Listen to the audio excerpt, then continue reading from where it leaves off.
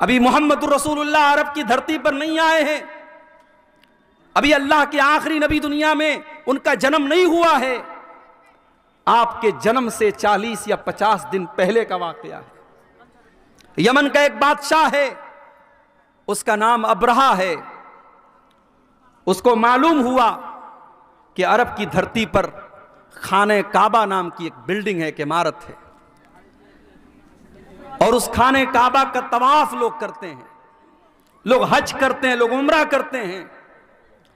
اس نے اپنے یمن کی راجدھانی صنعاء کے اندر ایک بہت بڑا اس نے عمارت بنوائی، اسٹرکچر بنوایا، اور حکم دیا کہ آج کے بعد یمن کے لوگ ان کو حج کرنا ہوگا، ان کو عمرہ کرنا ہوگا، وہ خانہ کعبہ نہیں جائیں گے، وہ مکہ نہیں جائیں گے، وہ میرے اس بنائے ہوئے گھر کا طواف کریں گے اور یہاں آ کر کے وہ اپنی عبادت کریں گے۔ وہ ابرہہ عیسائی تھا، کرسچین تھا، لیکن خانہ کعبہ کا احترام ان مشرکوں کے دل میں بھی تھا۔ وہ مشرک تھے، وہ بتوں کے پجاری تھے، مگر خانہ کعبہ کے بارے میں ان کا یہ عقیدہ تھا کہ اللہ کی عبادت کا پہلا گھر ہے، یہ ابراہیم علیہ السلام نے اس گھر کو بنایا ہے، اور ابراہیم علیہ السلام سے پہلے بھی یہ گھر موجود تھا، یہ دھرتی پر اللہ کی عبادت کا پہلا گھر ہے۔ لوگوں نے ابرہہ کے بنائے ہوئے اس نقلی کعبہ کا طواف کرنا تو بڑی دور کی بات ہے، اور اس کی زیارت کرنا تو بڑی دور کی بات ہے۔ لوگوں نے اتنی انسلٹ کی کہ اس عمارت کے اندر جا کر کے انہوں نے پاخانہ کر دیا، پیشاب کر دیا، گندگی کر دی۔ ابرہہ کو طیش آیا، غصہ آیا، اس نے یہ نہیں پتا کروایا اس میرے بنائے ہوئے اسٹرکچر میں کس نے پاخانہ کیا، کس نے پیشاب کیا، کس نے گندگی کی۔ اس نے کہا کہ اب میں خانہ کعبہ کو ہی مٹا ڈالوں گا، نہ رہے گا بانس نہ بجے گی بانسری۔ اس نے بہت بڑا لشکر تیار کیا، اور شاید دنیا کے اتہاس کا اور دنیا کی تاریخ کا یہ پہلا لشکر تھا جس لشکر میں ہاتھیوں کو استعمال کیا گیا۔ ابرہہ خود بہت بڑے ہاتھی پر سوار ہو کے آیا تھا، اور دنیا کی نظروں نے دیکھا کہ یمن کا یہ بادشاہ اپنے ہاتھیوں کے ساتھ خانہ کعبہ پر حملہ کرنے کے لیے یمن سے نکلا ہے۔ اور جب مکہ کی سرحدوں میں داخل ہوا، اس کے سپاہیوں نے کچھ اونٹوں کو پکڑ لیا، کچھ اونٹ تھے وہاں پر، ان اونٹوں کو پکڑ لیا اور ان اونٹوں کو اپنا بنا لیا۔ وہ اونٹ کس کے تھے؟ وہ اللہ کے رسول کے دادا عبد المطلب کے اونٹ تھے۔ عبد المطلب کو پتا چلا ابرہہ کے سپاہیوں نے میرے اونٹوں کو پکڑ لیا ہے۔ عبد المطلب آتے ہیں اور ابرہہ سے کہتے ہیں، ابرہہ میرے اونٹ مجھے واپس کر دو۔ ابرہہ کو معلوم تھا عبد المطلب خانہ کعبہ کے متولی ہیں، خانہ کعبہ کی چابی ان کے پاس رہتی ہے۔ اے عبد المطلب، میں تو تمہیں بہت نیک انسان، بہت اچھا انسان سمجھتا تھا، تم تو بہت میرے معیار سے بہت کمتر نکلے۔ اے عبد المطلب، تمہیں معلوم ہے میں یمن سے چل کر کے تمہارے خانہ کعبہ کو گرانے آیا ہوں، جس خانہ کعبہ کو تم اللہ کا گھر مانتے ہو، جس خانہ کعبہ کو تم اتنا احترام کرتے ہو کہ تم اس کا طواف کرتے ہو اور حج اور عمرہ کرتے ہو۔ اے عبد المطلب، اس خانہ کعبہ کی تم کو کوئی چنتا نہیں ہے، اور تم اپنے اونٹوں کو میرے پاس لینے کے لیے آئے ہو۔ اس کا مطلب یہ ہوا کہ تمہیں اپنے اونٹوں سے زیادہ پیار ہے، تمہیں خانہ کعبہ سے کوئی پیار نہیں ہے۔ اب ذرا جواب سننا عبد المطلب کا۔ عبد المطلب مسلمان نہیں تھے، اسی اپنے خاندان کے مذہب پر تھے، اپنے باپ دادا کے مذہب پر تھے، بت پرستی والے مذہب پر تھے، اسلام پر نہیں تھے وہ۔ لیکن انہوں نے جو جواب دیا ہے وہ جواب بڑا معقول جواب تھا۔ کہا کہ اے ابرہہ، میں اونٹوں کا مالک ہوں، اونٹوں کی حفاظت میرے ذمے تھی، اس لیے میں اپنے اونٹ لینے آیا ہوں۔ جہاں تک خانہ کعبہ کی بات ہے، ان لہو ربن یحمیہ، اس خانہ کعبہ کا ایک پروردگار ہے، ایک رب ہے، وہ اپنے گھر کی حفاظت کرنا جانتا ہے، مجھے اس کی چنتا کرنے کی ضرورت نہیں ہے۔ اور پھر چشم فلک نے وہ منظر بھی دیکھا، ابرہہ اپنے ہاتھیوں سے جب اشارہ کرتا ہے، ہاتھی شام کیا رخ کرنے کے لیے تیار ہے، ہاتھی جو ہے یمن کی طرف واپس جانے کے لیے تیار ہے، ہاتھی تینوں ڈائریکشن میں جانے کے لیے تیار ہے، مگر ہاتھی کو جب یہ کہا جاتا ہے تو خانہ کعبہ کی طرف چل، ہاتھی 1 انچ چلنے کے لیے تیار نہیں ہے، 1 انچ ہاتھی آگے بڑھنے کو تیار نہیں ہے۔ اس کے بعد دنیا کی نظروں نے یہ دیکھا، ہاتھیوں پر آئے ہوئے اس لشکر کا خاتمہ کرنے کے لیے اللہ تعالیٰ نے بارود نہیں برسایا، اللہ تعالیٰ نے توپ کے گولے نہیں برسائے، اللہ تعالیٰ نے فرشتوں کی فوج کو نہیں بھیجا، بلکہ اللہ نے کیسے اپنا عذاب نازل فرمایا، أَلَمْ تَرَ كَيْفَ فَعَلَ رَبُّكَ بِأَصْحَابِ الْفِيلِ۔ اے نبی، کیا آپ نے دیکھا کہ اللہ تعالیٰ نے ہاتھی والوں کے ساتھ کیا کیا؟ أَلَمْ يَجْعَلْ كَيْدَهُمْ فِي تَضْلِيلٍ۔ اے نبی، وہ تو بہت بڑی بڑی چالیں اور بہت بڑی بڑی پلاننگ بنا کر کے آئے تھے، اللہ نے ان کی ساری پلاننگ کو ناکام کر دیا۔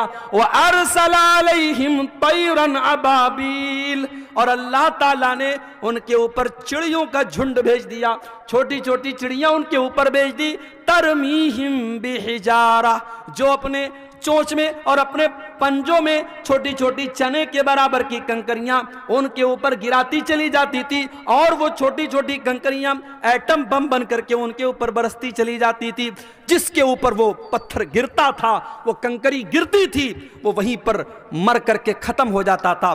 فَجَعَلَهُمْ كَعَصْفٍ مَّأْكُولٍ، اللہ تعالیٰ کے حکم سے وہ اتنے بدبختی کے ساتھ ان کا خاتمہ ہوا، كَعَصْفٍ مَّأْكُولٍ، جیسے کھایا ہوا چارہ ہو، جیسے گائے اور بکری کو آپ نے دیکھا ہوگا جب وہ چارہ کو کھا لیتا ہے اور کبھی کبھی اس کے منہ سے وہ بچا ہوا چارہ نکلتا ہے، اس چارے کی طرح ان کی ڈیڈ باڈی پڑی تھی، ان کی سڑی ہوئی لاشیں پڑی تھی، ان کی ٹوٹی پھوٹی لاشیں پڑی تھی۔ اللہ کو اپنے گھر کو بچانا تھا تو اس نے پرندوں کو بھیجا تھا، چھوٹی چھوٹی چڑیوں کو بھیجا تھا۔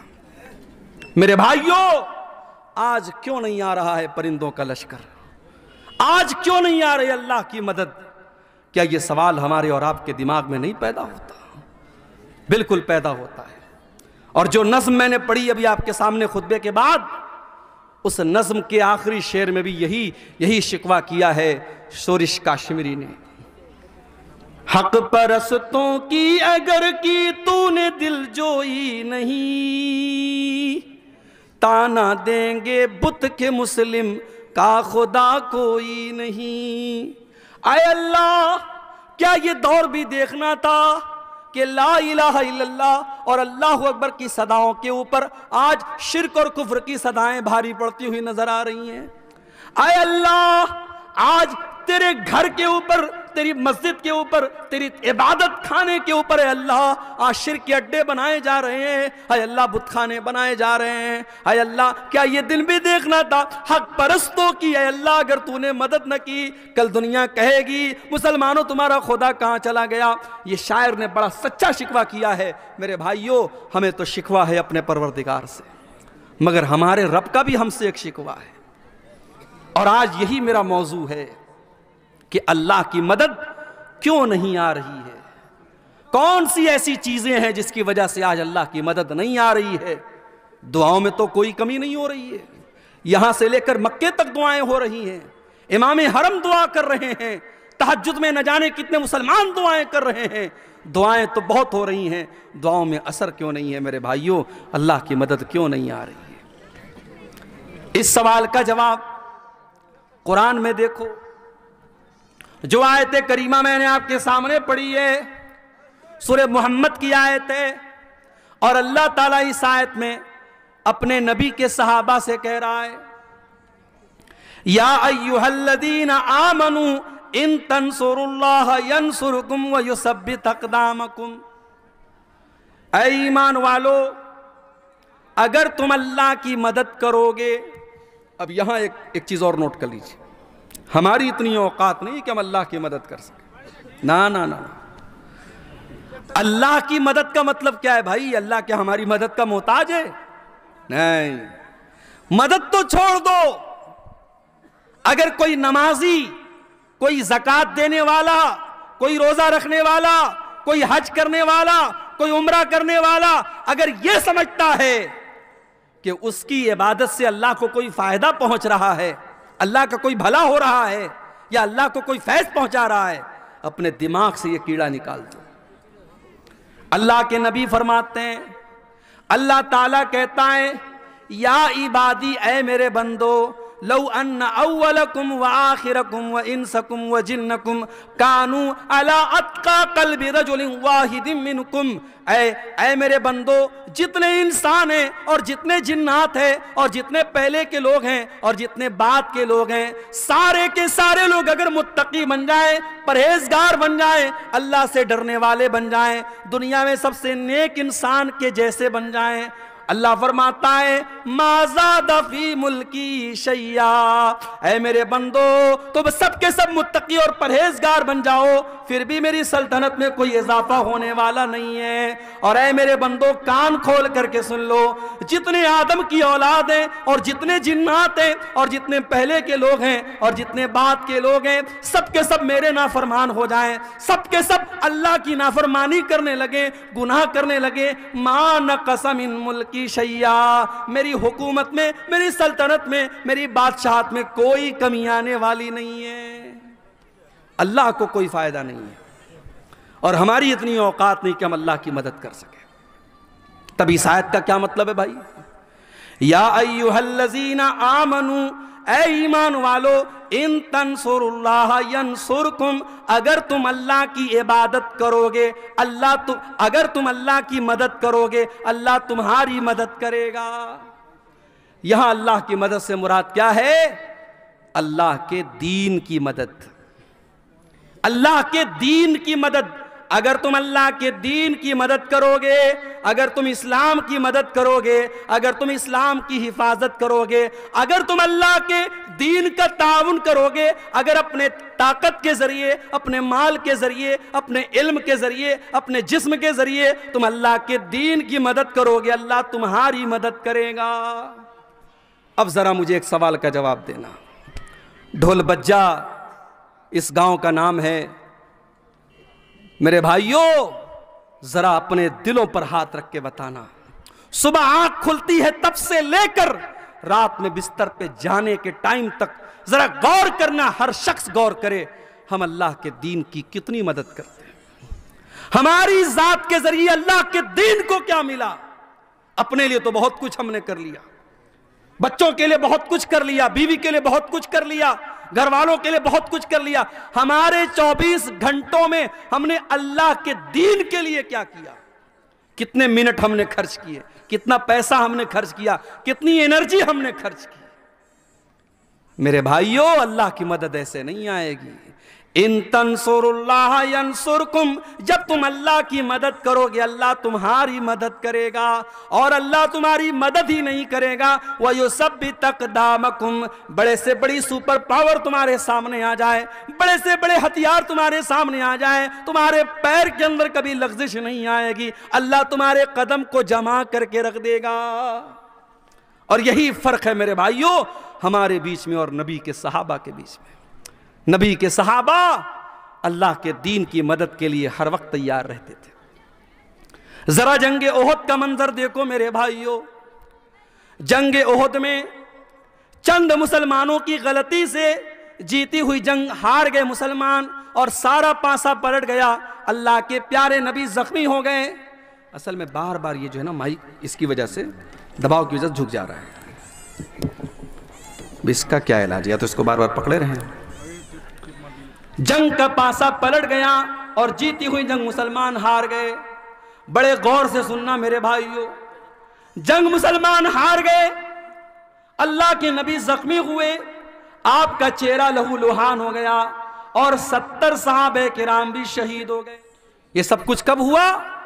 جنگ احد کے اندر، غزوہ احد کے اندر نبی موجود ہیں اور اس دنیا کے سب سے بہترین لوگ یعنی مسلمان صحابہ کرام موجود ہیں، اس کے باوجود صحابہ کرام کے رہتے ہوئے اور نبی کے رہتے ہوئے یہ جنگ مسلمان ہار گئے۔ آج ہمیں اور آپ کو کیا لگتا ہے؟ ارے بھائی ایسا کیسے ہو سکتا ہے؟ جب ہم اللہ کے ماننے والے، اللہ کے دین پر چلنے والے، ایسا کیسے پاسبل ہے؟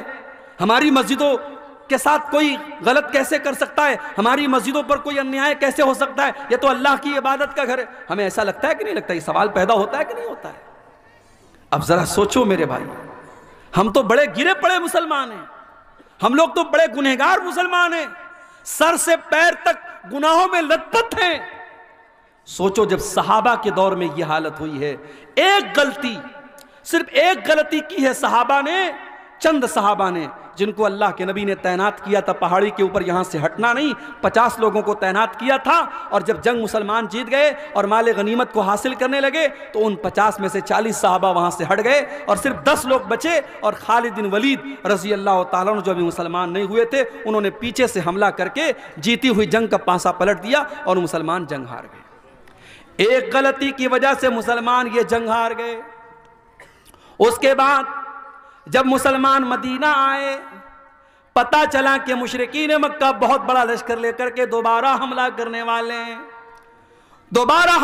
والے ہیں، اور مدینہ کو ختم کرنا چاہتے ہیں، اور مدینہ کے سارے مسلمانوں کو ختم کرنا چاہتے ہیں۔ اللہ کے نبی نے اپنے صحابہ سے کہا، اے میرے صحابہ، ہم دشمن کا ویٹ نہیں کریں گے، ہم دشمن کا انتظار نہیں کریں گے، اے میرے صحابہ، ہم دشمن کا آگے بڑھ کر کے مقابلہ کریں گے۔ صحابہ کرام نے کہا، اللہ کے نبی، ہم زخمی ہیں، ہمارے بدن سے خون بہ رہا ہے، ہماری تو مرہم پٹی بھی ابھی ڈھنگ سے نہ ہوئی ہے۔ آپ نے فرمایا، اے میرے صحابہ، ہم کسی چیز کا انتظار نہیں کریں گے، ہم اسی حال میں دشمن کا مقابلہ کرنے کے لیے جائیں گے۔ میرے پیارے بھائیوں، دنیا نے دیکھا، آسمان نے دیکھا، زمین نے دیکھا کہ نبی کے صحابہ زخمی حالت میں، ان کے بدن سے خون بہ رہا ہے، ان کے باڈی پر زخموں کے نشانات ہیں، ان کے بدن سے خون رس رہا ہے۔ اسی حالت میں مدینہ سے حمراء الاسد نام کے مقام تک جاتے ہیں اور دشمن کا مقابلہ کرنے کے لیے مدینہ سے چل کے جاتے ہیں۔ دشمنوں کو پتا چلا کہ مسلمان پھر سے آئے ہیں، دشمن کی ہمت نہ بڑھی اور دشمن واپس چلا گیا۔ قرآن کریم میں اللہ اس کا تذکرہ کرتے ہوئے فرماتا ہے، لِلَّذِينَ أَحْسَنُوا مِن بَعْدِ مَا أَصَابَهُمُ الْقَرْحُ۔ اے میرے نبی، آپ کے صحابہ تو اتنے بڑے ایمان والے ہیں کہ زخمی ہونے کے باوجود اور بدن سے خون بہنے کے باوجود اللہ کا حکم آیا تو وہ لڑنے کے لیے تیار ہو گئے۔ یہ تھے نبی کے صحابہ، وہ نبی کے لیے، اللہ کے دین کے لیے، اپنے نبی کے دفاع کے لیے، اپنے دین کے ڈیفنس کے لیے ہر وقت تیار رہتے تھے میرے بھائی۔ اور اسی لیے قرآن کہتا ہے، یا ایھا الذین آمنوا ان تنصروا اللہ ینصرکم۔ اے ایمان والو، جب تم اللہ کی مدد کرو گے، اللہ تمہاری مدد کرے گا۔ آج تو حالت یہ ہے، 100 روپیہ چندہ دینے کی حیثیت رکھنے والا 10 روپیہ بڑی مشکل سے دیتا ہے۔ کبھی غور کرنا، ریسٹورنٹ میں 10 کی نوٹ آپ کو بہت کم ملے گی، شراب کے اڈوں پر 10 کی نوٹ بہت کم ملے گی، زنا کے اڈوں پر 10 کی نوٹ بہت کم ملے گی، مسجد کی پیٹی میں دیکھنا 10 کی نوٹ بہت زیادہ ملے گی۔ جو سب سے چھوٹا اماؤنٹ ہوتا ہے وہ ہم مسجدوں میں دیتے ہیں، مدرسے میں دیتے ہیں۔ ہمارے یہاں سائنس پڑھانے والا ٹیچر آئے، ہم 2000 روپیہ مہینہ دیں گے۔ میتھ پڑھانے والا ٹیچر آئے، ہم 3000 روپیہ مہینہ دیں گے۔ ہندی اور انگلش پڑھانے والے کو 1000 روپیہ مہینہ دیں گے۔ اور بیچارے مولوی صاحب اور حافظ صاحب قرآن پڑھانے کے لیے آئیں گے تو ہم مول بھاؤ کریں گے، حافظ صاحب 500 روپیہ لے لیجئے۔ قرآن اور دین کے علم کی ویلو ہم نے گھٹا کے رکھی ہے میرے بھائی۔ انگلش میڈیم کے نام پر ہماری جیبوں سے 2-2 ہزار روپے فیس نکل جاتی ہے، اور مدرسے میں کہیں 100 روپے فیس لگ جائے تو ہم تانا مارتے ہیں، صاحب مدرسے والے بھی 100 روپیہ فیس مانگنے لگے۔ دین کی ویلو کو ہم نے کم کر دیا میرے بھائی، دین کی اہمیت ہماری نظروں میں ہم نے حقیر کر دیا، اور آج حالات یہ ہیں، دین کو ساری دنیا میں تماشا بنا کے رکھ دیا گیا۔ میرے پیارے ساتھیو، جنگ تبوک کا موقع یاد کرو، جنگ تبوک کا موقع یاد کرو۔ گرمی کا موسم ہے، مئی جون کا مہینہ ہے، کھجوروں کے پکنے کا ٹائم ہے۔ اللہ کے نبی اپنے صحابہ سے کہتے ہیں، اے میرے صحابہ، ہم کو تبوک کے لیے جانا ہے، ہم کو 700 کلومیٹر لمبا سفر کرنا ہے۔ اے میرے صحابہ، میرے پاس ہتھیار نہیں ہے، میرے پاس سواری نہیں ہے۔ اے میرے صحابہ، تم تعاون کرو، تم دان دو، تم چندہ دو۔ اے میرے صحابہ، میں تمہیں جنت کی گارنٹی دیتا ہوں۔ صحابہ کرام نے اپنی اپنی حیثیت کے مطابق، اپنی اپنی طاقت کے مطابق بڑھ چڑھ کر کے تعاون کرنا شروع کیا۔ عثمان غنی نے بہت سارے اونٹ بھی دے دیے، بہت سارے گھوڑے بھی دے دیے، اور 1000 سونے کے سکے بھی دے دیے۔ بہت سارے صحابہ غریب تھے، مزدور تھے، مزدوری کیا کرتے تھے، کوئی ایک مٹھی کوئی دو مٹھی گیہوں لا رہا ہے، جو لا رہا ہے، اے اللہ کے پیارے نبی میں یہ محنت کر کے مزدوری کر کے یہ لایا ہوں، اے اللہ کے نبی اس کو لے لیجئے۔ اللہ کے نبی سب کا چندہ لے لیتے تھے، سب کا دان لے لیتے تھے۔ اتنے میں حضرت عمر فاروق آئے۔ عمر فاروق، ان کے دل میں تمنا پیدا ہوئی، ہمیشہ نیکی کے معاملے میں ابو بکر کا نمبر سب سے آگے رہتا ہے، آج عمر کا نمبر آگے رہے گا، آج عمر آگے بڑھ کے دکھائے گا۔ عمر فاروق اپنے گھر آتے ہیں، اپنے سارے گھر کے مال کو اکٹھا کرتے ہیں اور سارے مال کو دو حصوں میں ڈیوائیڈ کرتے ہیں، اور آدھے مال کو گھر چھوڑتے ہیں اور آدھے مال کو بورے میں پیکٹ میں پیک کرتے ہیں اور نبی اکرم کے پاس لا کے رکھ دیتے ہیں۔ اللہ کے نبی پوچھتے ہیں، ماں ابقیت لأہلک، اے عمر گھر والوں کے لیے کچھ چھوڑ کے آئے ہو کہ نہیں آئے ہو؟ حضرت عمر کہتے ہیں، اے اللہ کے نبی آپ فکر نہ کریں، ابقیت لہم النصف، میں آدھا لایا ہوں اور آدھا چھوڑ کے آیا ہوں، آدھا لایا ہوں آدھا چھوڑ کے لایا ہوں، آپ چنتا نہ کریں، آپ فکر نہ کریں۔ اب حضرت عمر انتظار کر رہے ہیں کہ اب دیکھیں ابو بکر کیا لاتے ہیں۔ حضرت ابو بکر بھی تھوڑی دیر میں آئے، انہوں نے بھی اپنے سامان کا جھولا لا کر کے رکھ دیا۔ نبی نے پوچھا، ما ابقیت لأہلک، اے ابو بکر تم نے گھر والوں کے لیے کیا چھوڑا ہے؟ او لوگو، ابو بکر کی زبان پر کیا جواب آیا؟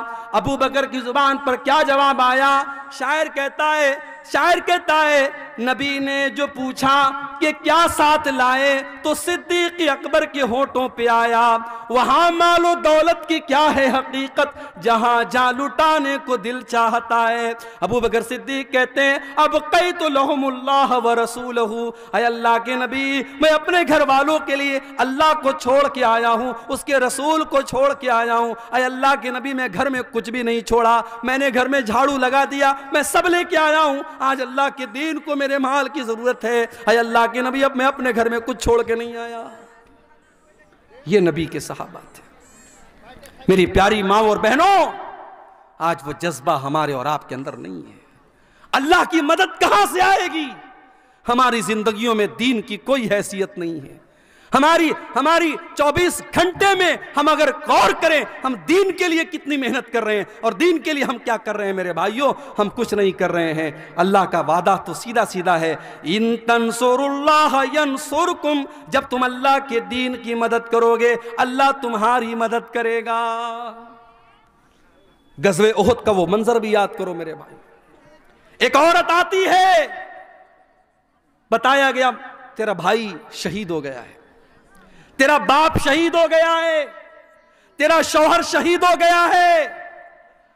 باپ کے مرنے کی خبر سنی، بھائی کے مرنے کی خبر سنی، شوہر کے مرنے کی خبر سنی، ساری مصیبتوں پر صبر کر لیا، اور پھر کہتی ہے، او لوگو ٹھیک ہے میرے باپ کا انتقال ہو گیا، میرا بھائی شہید ہو گیا، میرا شوہر شہید ہو گیا، مجھے یہ بتاؤ کہ اللہ کے رسول کا کیا حال ہے؟ لوگوں نے کہا اللہ کے رسول بالکل صحیح سلامت ہیں۔ اس نے کہا نہیں، جب تک میں اپنے نبی کا دیدار نہ کر لوں، جب تک میں اپنے نبی کو دیکھ نہ لوں مجھے چین نہیں مل سکتا۔ لوگوں نے دیدار کرایا، لوگوں نے دکھایا، دیکھو یہ اللہ کے نبی ہیں۔ جب اللہ کے نبی کو دیکھتی ہے تو کیا کہتی ہے؟ کل مصیبت بعدک جلل یا رسول اللہ، اے اللہ کے نبی آپ کے رہتے ہوئے ساری مصیبتیں میرے لیے آسان ہیں۔ اے اللہ کے نبی آپ زندہ ہیں، آپ صحیح سلامت ہیں، مجھے باپ کے جانے کا، مجھے بھائی کے جانے کا، مجھے شوہر کے جانے کا کوئی دکھ نہیں ہے۔ اللہ کے دین کے لیے اپنا سب کچھ قربان کرنے کا جذبہ تھا میرے بھائیوں صحابہ کے اندر، وہ جذبہ ہمارے اندر نہیں ہے۔ جب تک یہ جذبہ ہم پیدا نہیں کریں گے ہم اور آپ اللہ کی مدد کے حقدار نہیں ہو سکتے۔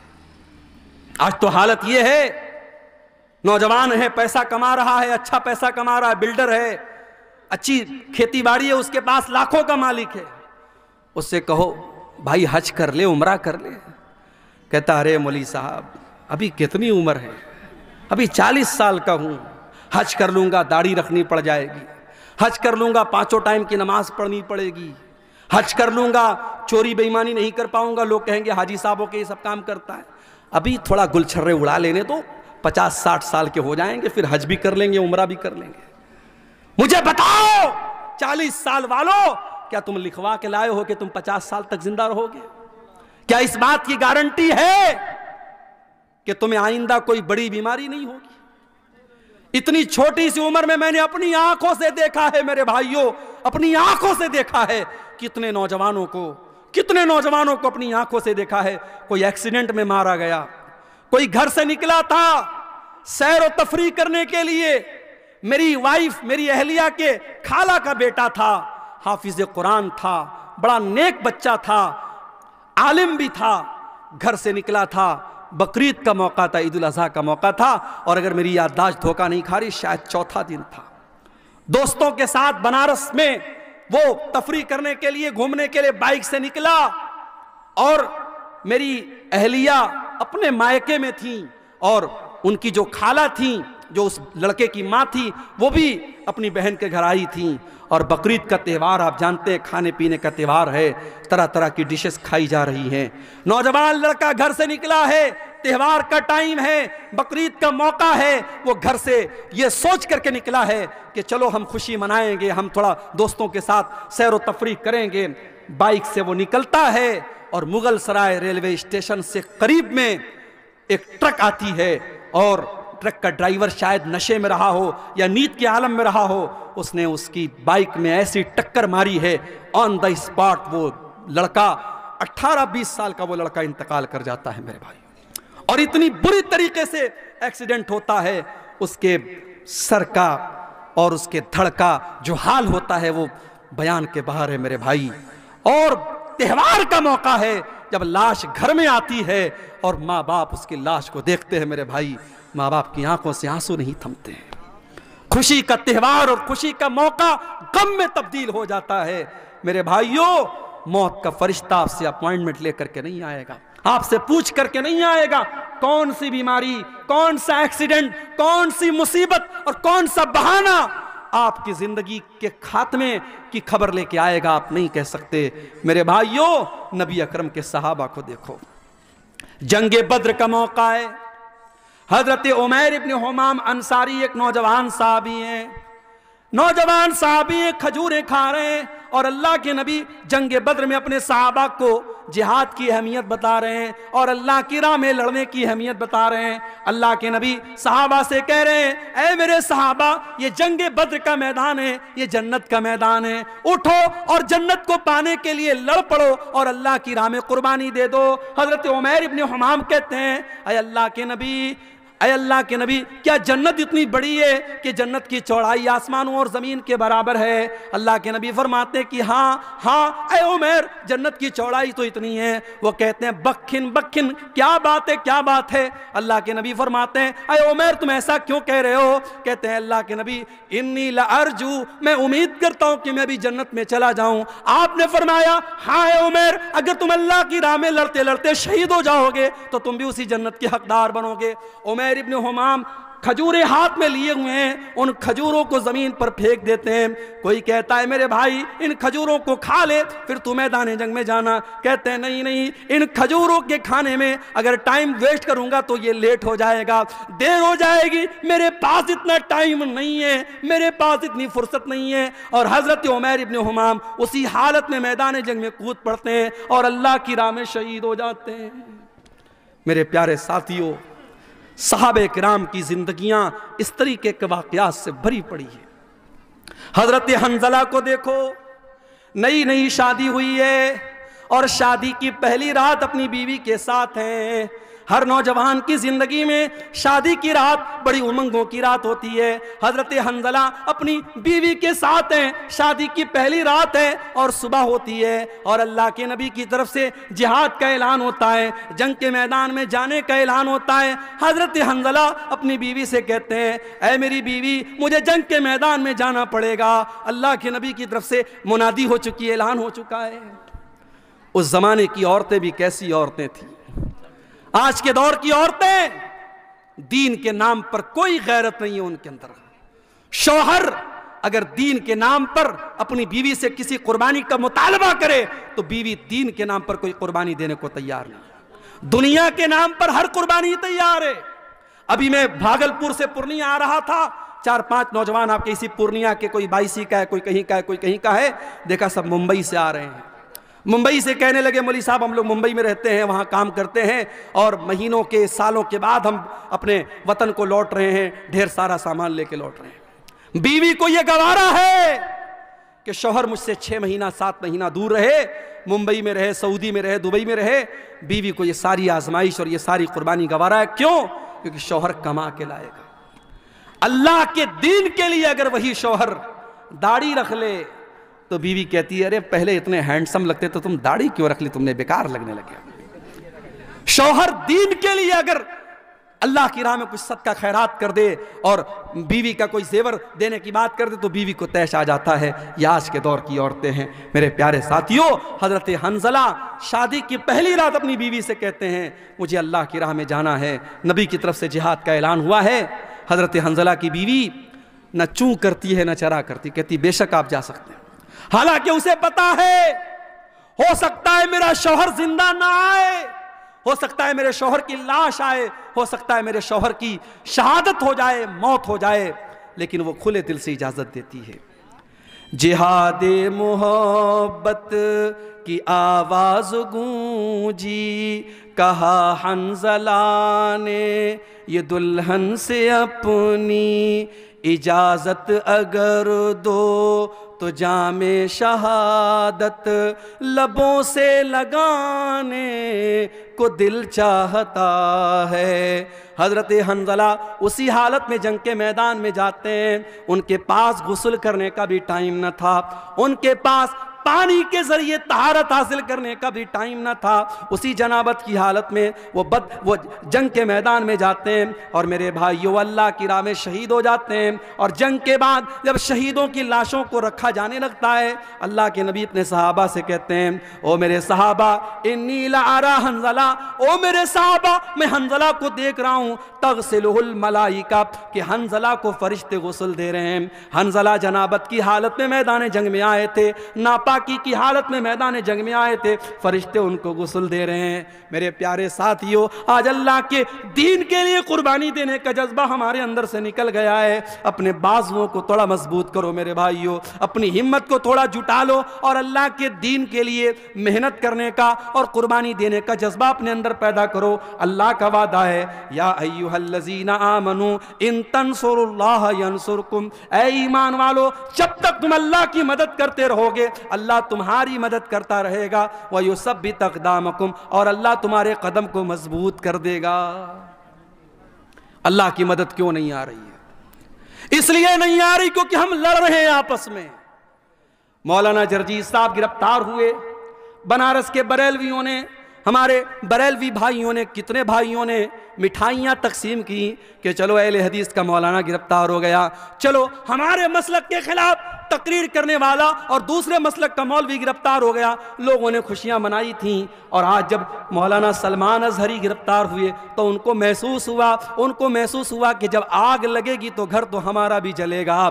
آج آگ لگی ہے، آج ان کے مسلک کے عالم کو گرفتار کیا گیا، اور اللہ کا شکر ہے کسی اہل حدیث نے یہ اس پر خوشی کا اظہار نہیں کیا، بلکہ بہت سارے اہل حدیث علماء نے، اور میں خود ان میں شامل ہوں، میں نے بھی اس کی مخالفت کی اور میں نے سپورٹ کیا کہ مولانا مفتی سلمان اظہری کو گرفتار کرنا غلط ہے۔ اس طریقے کی بیان بازی تو بہت سارے لوگ دیا کرتے ہیں، ایک معمولی سے بیان پر اریسٹ کرنا اور گرفتار کرنا یہ انصاف کا تقاضا نہیں ہے۔ کب تک لڑتے رہو گے؟ کب تک آپس میں اس طریقے سے مسلک کے نام پر کھیل کھیلتے رہو گے؟ اگر آج اسلام کا کوئی دشمن آپ کے مسلمان کو پکڑ کر کے اس سے زبردستی کہتا ہے تم فلاں مذہب کا نعرہ لگاؤ اور فلاں معبود کا نعرہ لگاؤ، تو ہم اس کو دیکھ کر کے ہمیں غصہ آتا ہے، لیکن آپ جاؤ دیکھو فیس بک کے اوپر وہ ویڈیو بھی آپ دیکھو کہ ایک مسلمان کو بریلوی مسلک کے لوگوں نے پکڑا اور کہا کہ تو اعلیٰ حضرت کو مانتا ہے کہ نہیں مانتا ہے، تو بریلی شریف کو مانتا ہے کہ نہیں مانتا ہے، تو فلاں فلاں کو کافر مانتا ہے کہ نہیں مانتا ہے۔ یہ مسلک کی آگ اور یہ فرقے کی آگ اس قدر لگ چکی ہے کہ ایک مسلک کا مسلمان دوسرے مسلک کے مسلمان کو پکڑ کر کے، جیسے موب لنچنگ کی گئی مسلمانوں کی، ایسے ایک مسلک کا مسلمان دوسرے مسلک کی موب لنچنگ کرنے تک کے لیے تیار ہے، اور اس کو پکڑ کر کے دھمکا کر کے اس سے اپنے مسلک کے نعرے لگوا رہا ہے۔ کب تک ہم لڑتے رہیں گے میرے بھائی؟ آج پانی سر سے اونچا جا چکا ہے، جب ہمارا دشمن مسلک کی بنیاد پر اور فرقے کی بنیاد پر ہمارے درمیان کوئی تفریق نہیں کرتا تو ہم اور آپ اپنے آپ کو تفریق میں کیوں بانٹے ہوئے ہیں؟ آؤ سیسا پلائی ہوئی دیوار بن جاؤ۔ اور میں بڑی خوشی کے ساتھ کہتا ہوں، میں پکا سلفی المسلک الحمدللہ ہوں، اور بنارس کے جامعہ سلفیہ جو ہماری جماعت کا مرکزی ادارہ ہے وہاں سے میں نے تعلیم حاصل کی ہے۔ لیکن آج اللہ کا شکر ہے، فیس بک پہ اوپر آپ دیکھ لیں، یوٹیوب کے اوپر آپ دیکھ لیں، بڑی تعداد میں ہمارے بریلوی بھائی، ہمارے دیوبندی بھائی بھی میری تقریروں کو سنتے ہیں۔ اور یہی معراج کا، شب معراج کا موقع تھا، جس کو عام طور سے لوگ شب معراج مانتے ہیں، حالانکہ ہمارا یہ عقیدہ نہیں ہے۔ ہم یہ تو مانتے ہیں کہ اللہ کے نبی کو معراج ہوئی، مگر معراج کون سی رات ہوئی، کون سے مہینے میں ہوئی، یہ کنفرمیشن ہمیں حدیثوں کی روشنی میں نہیں ملتا۔ لیکن عام طور سے لوگ 27 رجب کو شب معراج مانتے ہیں کہ اسی رات میں معراج ہوئی۔ بنارس سے 100 کلومیٹر دور، بنارس سے 100 کلومیٹر دور ایک جگہ پڑتی ہے مچھلی شہر، وہاں پر بریلوی بھائی ہر سال پروگرام کراتے ہیں معراج النبی کے نام پر۔ آپ یوٹیوب پر جا کے دیکھ لیں، وہاں مجھے تقریر کا موقع دیا گیا۔ بریلویوں کا مجمع ہے، ان کے نعرے لگ رہے ہیں، ان کے علماء بیٹھے ہیں، وہاں پر الحمدللہ میں نے تقریر کی اور قرآن و حدیث کی روشنی میں کی، اور جو صحیح بات ہے، جو کتاب و سنت کی بات ہے، وہ میں نے بیان کی۔ میرے بھائیوں، ہم چاہتے ہیں کہ ایسا ماحول بنے، ایک دوسرے کا احترام ہم کرنا سیکھیں، ایک دوسرے کے علماء کا احترام کرنا ہم سیکھیں۔ ہمارے جو اختلافات ہیں ہم ایک دائرے میں رہ کر کے اس کو حل کر سکتے ہیں، لیکن آج مسلک کھیلنے کا ٹائم نہیں ہے میرے بھائی۔ ہماری تاریخ یہ بتاتی ہے، اندلس جیسا ملک مسلمانوں سے خالی ہو گیا، وہاں کی مسجدوں کو استبل بنا دیا گیا، وہاں کی مسجدوں میں ڈانس کے اڈے اور شراب کے اڈے بن گئے۔ کیوں؟ جاؤ اتہاس اٹھا کے دیکھو، تاریخ اٹھا کے دیکھو، اندلس کے مسلمان آپس میں لڑ پڑے، چھوٹی چھوٹی ریاستیں قائم ہو گئی، اندلس کے الگ الگ علاقے میں چھوٹی چھوٹی حکومتیں قائم ہو گئی، اور جب دشمن نے حملہ کیا، دشمن کا ساتھ اپنے مسلمان بھائی کے خلاف دیا ان لوگوں نے، نتیجہ یہ نکلا اندلس کے اندر سے مسلمان ختم ہو گئے۔ اور آج آپ اندلس میں دیکھیے، تلاش کرنا پڑے گا، دور دور تک آپ کو کوئی مسجد نہیں ملے گی، کوئی مسلمان نہیں ملے گا۔ میرے بھائیوں، اگر ہم اس تاریخ سے اپنے آپ کو بچانا چاہتے ہیں، ہمیں اپنے اندر اتحاد پیدا کرنا پڑے گا، یونٹی پیدا کرنا پڑے گا، اتحاد پیدا کرنا پڑے گا۔ اور جب ہم اتحاد کی بات کرتے ہیں تو معاف کیجئے، ہر چیز میں اتحاد کی بات آتی ہے۔ آگے ملک میں حکمرانی کس کی ہوگی، ملک کے اقتدار پر کون بیٹھے گا، ہم ڈیسائیڈ تو نہیں کر سکتے کون بیٹھے گا، مگر ہم یہ تو بتا سکتے ہیں کہ ہم مسلمان اس ملک میں ہم متحد ہو کر کے ہم ووٹنگ کرتے ہیں۔ آنے والے الیکشن کے موقع پر بھی آپ اپنے ووٹ کے ذریعے ایسی طاقتوں کو آپ اپنا ووٹ دیجئے جن کے بارے میں آپ کو یہ لگتا ہے کہ ہاں یہ ملک میں امن چین اور سکون کو بڑھاوا دیں گی، اور ایسی طاقتوں کو ناکام کیجئے جو ملک کے ماحول میں نفرت کا زہر گھولنا چاہتی ہیں۔ میرے بھائیوں، ہمیں اور آپ کو اپنے اندر اتحاد پیدا کرنا پڑے گا۔ قرآن کیا کہتا ہے؟ وَاعْتَصِمُوا بِحَبْلِ اللَّهِ جَمِيعًا، اے ایمان والو تم اللہ کی رسی کو مل کر کے تھام لو، وَلَا تَفَرَّقُوا، اور آپس میں تم فرقوں میں نہ بٹو، وَاذْكُرُوا نِعْمَتَ اللَّهِ عَلَيْكُمْ، اور اے ایمان والو تم اللہ کی نعمت کو یاد کرو، اِذْ كُنْتُمْ أَعْدَاءً، جب تم ایک دوسرے کے دشمن تھے، فَأَلَّفَ بَيْنَ قُلُوبِكُمْ، اللہ نے اپنے نبی کو بھیج کر کے تمہیں بھائی بھائی بنا دیا۔ آج تو حالات یہ ہیں، ایک سگا بھائی اپنے سگے بھائی کی زمین پر ناجائز قبضہ کر کے بیٹھا ہے، ایک سگا بھائی، دونوں ایک ماں کے بچے ہیں، ایک پیٹ سے پیدا ہوئے ہیں، ایک باپ کا خون دونوں کی رگوں میں دوڑ رہا ہے، لیکن سگا بھائی اپنے سگے بھائی کی زمین پر ناجائز قبضہ کر کے بیٹھا ہے، سگا بھائی اپنے بھائی کے خلاف عدالت میں کیس لڑ رہا ہے، اور اس کو معلوم ہے زمین میری نہیں ہے، جائیداد میری نہیں ہے، میرے بھائی کی ہے، مگر پیسے اور زمین اور جائیداد کی ایسی لالچ ہے، اپنے بھائی کے خلاف کیس لڑ رہا ہے۔ کان کھول کر کے سن لو، میرے نبی کی عدالت کا فیصلہ، دنیا کی عدالت کا فیصلہ بعد میں دیکھنا، سپریم کورٹ اور ہائی کورٹ کا فیصلہ بعد میں دیکھنا، پہلے دیکھو ہمارے نبی کی عدالت کا کیا فیصلہ ہے۔ اللہ کے نبی فرماتے ہیں کہ دو لوگ میرے پاس آتے ہیں اپنا کیس لے کر کے، اور ایک آدمی کی بات سن کر کے میں فیصلہ کر دیتا ہوں، کیونکہ میں انسان ہوں، مجھ سے بھی غلطی ہو سکتی ہے، ہو سکتا ہے ایک انسان چکنی چپڑی باتیں کرتا ہو، دوسرا انسان اپنی بات ڈھنگ سے پیش نہ کر پایا ہو، کان کھول کر کے سن لو۔ اللہ کے نبی فرماتے ہیں اگر میں نے فیصلہ غلط کر دیا، جس کی زمین نہیں تھی، جس کی جائیداد نہیں تھی، جس کا حصہ نہیں تھا، اس کو میں نے دے دیا، فَإِنَّمَا أَقْطَعُ لَهُ قِطْعَةً مِّنَ النَّارِ، کان کھول کر کے سن لو، میں اس کو زمین کا ٹکڑا نہیں دے رہا ہوں، میں اس کو جہنم کی آگ کا ٹکڑا دے رہا ہوں۔ او لوگو، اپنے بھائی کی، اپنی بہن کی زمین آپ نے ناجائز طریقے سے ہتھیا بھی لی۔ آپ نے زمین نہیں ہتھیائی، آپ نے بلڈنگ نہیں لی، آپ نے گھر نہیں لیا، آپ نے کھیت نہیں لیا، آپ نے تو جہنم کا ٹکڑا لے لیا، آپ نے تو بہت بڑا گھاٹے کا سودا کر لیا، گھاٹے کا سودا آپ نے کر لیا۔ میرے بھائیوں، قرآن کہہ رہا ہے کہ متحد ہو جاؤ، اللہ کے بندو بھائی بھائی بن جاؤ۔ نبی کے صحابہ بھائی بھائی بن کر کے رہے۔ مکہ کے مہاجر جب مدینہ پہنچے، مدینہ کے انصاریوں نے کھلے دل سے کہا کہ ہمارے بھائیوں، ہمارے گھر کے دروازے آپ کے لئے کھلے ہیں۔ یہاں تک کہا زمین میری ہے، کھیت میرا ہے، جائیداد میری ہے، لیکن نبی نے آپ کو میرا بھائی بنایا ہے، آ جاؤ ہم زمین کے 2 ٹکڑے کر دیتے ہیں، گھر کے 2 حصے کر دیتے ہیں، کھیت کے 2 حصے کر دیتے ہیں، آدھا تم لے لو آدھا میں لے لیتا ہوں۔ یہاں تک کہا میری 2 بیویاں ہیں، تم کسی ایک کو پسند کر لو، میں طلاق دے دیتا ہوں، تم نکاح کر لینا۔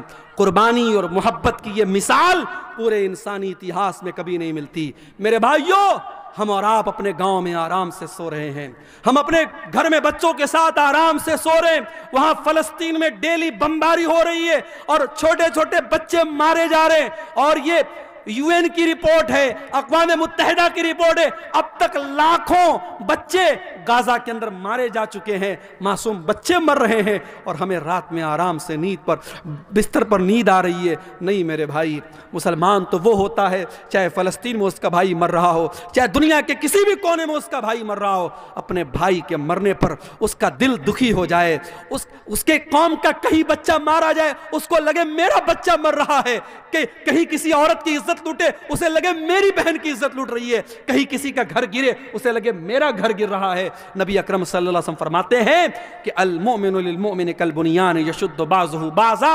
مسلمان تو مسلمان کے لیے ایک عمارت کی طرح ہونا چاہیے، ایک بلڈنگ کی طرح ہونا چاہیے۔ جیسے ایک بلڈنگ جب تیار ہوتی ہے اس میں پلرز بھی کھڑے کیے جاتے ہیں، اس میں باقاعدہ سلیب بھی ڈالا جاتا ہے، اس میں سیمنٹ کا اپنا رول ہوتا ہے، اس میں چھڑ کا اپنا رول ہوتا ہے، اس میں سریا کا اپنا رول ہوتا ہے۔ جیسے ایک بلڈنگ تیار ہوتی ہے اور بلڈنگ کا ہر میٹیریل دوسرے میٹیریل کو طاقت دیتا ہے، مسلمان کو طاقت دینے والا بنے، مسلمان کا سپورٹر بنے، مسلمان کا ہمدرد بنے۔ اور ایک اور حدیث میں اللہ کے نبی فرماتے ہیں مثل المؤمنین فی توادہم وتعاطفہم وتراحمہم کمثل الجسد الواحد۔ آپ نے فرمایا مسلمانوں اتنی محبت ایک دوسرے سے کرو، اتنی ہمدردی ایک دوسرے سے کرو جیسے انسان کا شریر ہوتا ہے، مانو شریر میں انسان کے جسم میں کہیں ایک کانٹا بھی چبھتا ہے پورا بدن بے چین ہو جاتا ہے۔ مسلمانوں تمہارے درمیان اتنی محبت ہونی چاہیے، آؤ اتحاد اپنے اندر پیدا کرو۔ برادری واد کے نام پہ مجھے معلوم ہے بہار میں بہت ساری جگہوں پر برادری کے نام پر بڑی کٹرتا ہے۔ اسی دربھنگا کے علاقے میں ایک گاؤں میں لوگوں نے بتایا بھی اور نیوز میں بھی آیا کہ ایک گاؤں میں انصاریوں کا راستہ الگ ہے، شیخ کا راستہ الگ ہے۔ آپ کے علاقے میں سرجا پوری اور شیرسا بادی کے درمیان بڑے اختلافات کی خلیج ہے۔ میرے بھائی، یہ وقت برادریوں کے نام پہ لڑنے کا نہیں ہے، یہ وقت فرقوں کے نام پہ لڑنے کا نہیں ہے، یہ وقت مسلک کے نام پہ لڑنے کا نہیں ہے۔ حالات یہ ہیں آج مسلمان جس گاؤں میں اکثریت میں ہوتے ہیں وہاں سے بھی مسلمان کے سرپنچ کھڑے جیت نہیں پاتے۔ کیوں؟ کیونکہ سرپنچ کا چناؤ ہوتا ہے، پردھان کا چناؤ ہوتا ہے، مسلمان اس گاؤں میں میجورٹی میں ہیں، لیکن مسلمان کے 4 کینڈیڈیٹ کھڑے ہوتے ہیں، غیر مسلم کا 1 کینڈیڈیٹ کھڑا ہوتا ہے، اور مسلمانوں کے ووٹ 4 جگہ تقسیم ہو جاتے ہیں۔ گاؤں میں میجورٹی مسلمانوں کی ہے، لیکن پردھان جو ہوتا ہے، سرپنچ جو ہوتا ہے، وہ غیر مسلم بن جاتا ہے۔ میرے بھائیوں، اتحاد میں طاقت ہے، یونٹی میں طاقت ہے۔ آج ملک کے حالات اس بات کا تقاضا کرتے ہیں کہ ہم اپنے اندر اتحاد پیدا کریں۔ میرے بھائیوں، آج اللہ کی مدد اگر چاہیے تو ہمیں اور آپ کو متحد ہونا پڑے گا۔ اسی طریقے سے اگر اللہ کی مدد چاہتے ہو تو توحید کی حفاظت کرو اور شرک سے بچو۔ اللہ مشرک کی مدد کبھی نہیں کرے گا، اللہ کا وعدہ ہے ہم تمہاری مدد کریں گے۔ شرط کیا ہے؟ وعد اللہ الذین آمنوا منکم وعملوا الصالحات لیستخلفنہم فی الارض کما استخلف الذین من قبلہم۔ اے ایمان والو، اللہ کا وعدہ ہے اللہ ضرور تمہاری مدد کرے گا، تمہیں زمین کے اندر اقتدار بھی عطا کرے گا، تمہارے خوف کو امن اور شانتی سے تبدیل کر دے گا۔ شرط کیا ہے؟ یعبدوننی لا یشرکون بی شیئا، شرط یہ ہے تم میری عبادت کرنا اور میری عبادت میں کسی کو شریک نہ کرنا، شرک مت کرنا۔ آج حالت کیا ہے؟ حالت یہ ہے کہ ایودھیا سے 300 مسلمان لکھنؤ سے ایودھیا کا سفر کرتے ہیں۔ یہ میں میڈیا کی رپورٹ آپ کو بتا رہا ہوں، 300 مسلمان لکھنؤ سے ایودھیا کا سفر کرتے ہیں شری رام چندر جی کی جو نئی مورتی اور نیا ان کا جو وہاں پہ مندر بنا ہے اس کی زیارت اور درشن کرنے کے لیے۔ معاف کرنا، ایک مسلمان ہونے کے ناطے ہم شری رام چندر جی کا احترام کرتے ہیں، ان کا سمان کرتے ہیں، مگر ہم ان کی عبادت کو جائز نہیں سمجھتے۔ کیوں؟ ہمارا عقیدہ ہے لا الہ الا اللہ، اللہ کے سوا کوئی عبادت کے لائق نہیں ہے۔ جو کسی کا بیٹا ہو، جو کسی کا باپ ہو، جو کسی کا بھائی ہو، جو کسی کا شوہر ہو، وہ رب نہیں ہو سکتا، وہ معبود نہیں ہو سکتا۔ ہمارا کرائٹیریا بڑا کلیئر ہے، قل هو اللہ احد اللہ الصمد لم یلد ولم یولد ولم یکن لہ کفوا احد۔ اللہ ایک ہے، اللہ بے نیاز ہے، اللہ کا کوئی بیٹا نہیں، اللہ کسی کا بیٹا نہیں، اور اللہ کو کسی کے مدد کی ضرورت نہیں ہے، اس کے برابر کوئی نہیں ہے۔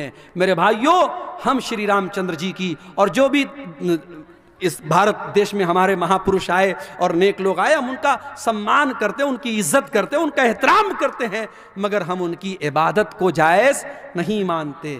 آج مسلمان کے عقیدے کا یہ حال ہے، 300 مسلمان جاتے ہیں اور ان کی زیارت کے لیے اور ان کے آگے سر جھکانے کے لیے جاتے ہیں، اور صاحب میڈیا میں ان کا بڑا مہمہ منڈن ہوتا ہے کہ صاحب یہ ہے دیش کے سچے مسلمان، یہ دیش بھکت مسلمان ہیں۔ معاف کرنا، دیش کا سنویدھان ہم سے یہ نہیں کہتا ہے کہ مسلمان تب اچھا ہندوستانی بنے گا جب وہ دوسرے مذہب کی تعریف کرے گا، بلکہ ہمارے دیش کی تو یہی خاصیت ہے، یا ہندو ہندو رہ کر، مسلمان مسلمان رہ کر، سکھ سکھ رہ کر، عیسائی عیسائی رہ کر، یہودی یہودی رہ کر، بودھ بودھ رہ کر، ہر مذہب والا اپنے مذہب پر رہ کر ہندوستانی ہے، اور ہندوستان کا سنویدھان اور آئین اسے اپنے مذہب پر عمل کرنے کی آزادی دیتا ہے۔ میرے بھائیوں، ہماری ہندوستانیت پر شک کرنے کا کسی کو کوئی ادھیکار نہیں ہے۔ اس ملک کی آزادی میں ہمارے علماء کا خون شامل ہے، ہمارے علماء کا خون شامل ہے، اور آپ کے اسی بہار کی سرزمین پر علماء صادق پور، پٹنہ کا ایک علاقہ اور ایک محلہ تھا صادق پور، انگریزوں نے بلڈوزر چلوا دیے، پورے محلوں کو ختم کروا دیا، اور جواہر لال نہرو نے کبھی کہا تھا کہ ملک میں کی آزادی میں تمام لوگوں کی قربانی ایک طرف ہے اور علماء صادق پور کی قربانی ایک طرف ہے۔ میرے پیارے ساتھیوں، ہمارے علماء کے خون بہے ہیں، ہمارے علماء نے پھانسی کے پھندے پر جھولے ہیں اور کالا پانی کی سزائیں انہوں نے جھیلی ہیں، تب جا کر یہ ملک آزاد ہوا ہے۔ اس ملک کو ہم نہ کبھی چھوڑے ہیں اور نہ چھوڑیں گے انشاءاللہ۔ یہ بات یاد رکھو میرے بھائیوں، اس ملک کا کوئی فیصلہ ہماری آواز کے بغیر ادھورا ہے، مگر ہمیں اپنے حالات پر بھی غور کرنا پڑے گا، ہمیں اپنے حالات پر بھی غور کرنا پڑے گا کہ آج ہمارا عقیدہ جو ہمارے دین کی سب سے مضبوط بنیاد ہے، آج عقیدے کا کیا حال ہے۔ آج ہم نیوز میں جب دیکھتے ہیں فلاں جگہ مسلمان لڑکی اسلام چھوڑ کر کے فلاں مذہب میں داخل ہو گئی، تو ہمارے سر تو شرم سے جھک جاتے ہیں، ہمیں شرم آتی ہے کہ پیار اور محبت میں اتنی طاقت ہے کیا؟ فیس بک اور انسٹاگرام پر کسی نے آئی لو یو بول دیا، محبت کے اقرار کر، اللہ کی مدد کب آئے گی؟ ہم اور آپ دیکھ رہے ہیں کہ ہماری مساجد کا معاملہ کہاں تک پہنچ چکا ہے۔ اب صرف 3 مسجدوں کی بات نہیں رہ گئی، اب اسلام دشمن طاقتوں کی نگاہیں اس ملک کی ہزاروں مسجدوں کی طرف ہے، اور انہیں ایک بہت اچھی نظیر مل چکی ہے، ایک بہت اچھی مثال مل چکی ہے، ان کی ہمت اور حوصلے بہت بلند ہیں، اور آنے والا وقت ہمارے لیے بڑا چیلنجنگ ہے میرے بھائی۔ پھر ہم یہ بھی دیکھ رہے ہیں کہ آج ملک میں 2 طریقے کے قانون چل رہے ہیں۔ ایک جرم ایک کمیونٹی کا انسان کرتا ہے، اس کے اوپر بہت ہلکا کیس ہوتا ہے، پولیس اور پرشاسن اس کو لے کر کے بہت زیادہ ٹائٹ نہیں ہوتا۔ وہی جرم اور وہی کام اگر دوسری کمیونٹی کا کوئی انسان کرتا ہے، اور میں کھل کے کہوں اگر وہی کام مسلمان اگر کرتا ہے، تو بہت بڑا اپرادھ بن جاتا ہے۔ اور اب تو حالات یہ ہیں کہ شاید دنیا کی تاریخ میں کبھی ایسا انصاف نہیں دیکھا گیا ہوگا کہ جرم کوئی کرے اور اس کی سزا اس کے پورے گھر والوں کو دے دی جائے، اس کے چھوٹے چھوٹے بچوں کو بے گھر کر دیا جائے، اس کے گھر کی عورتوں کو بے گھر کر دیا جائے۔ جس گھر اور مکان کو بنانے میں انسان کا خون پسینہ صرف ہوتا ہے، انسان کی گاڑی کمائی خرچ ہوتی ہے، پل بھر میں اس گھر کو میرے بھائیوں ویران کر دیا جاتا ہے اور چٹیل میدان کر دیا جاتا ہے۔ انصاف کا یہ نمونہ اس وقت اپنے ملک میں ہم دیکھ رہے ہیں۔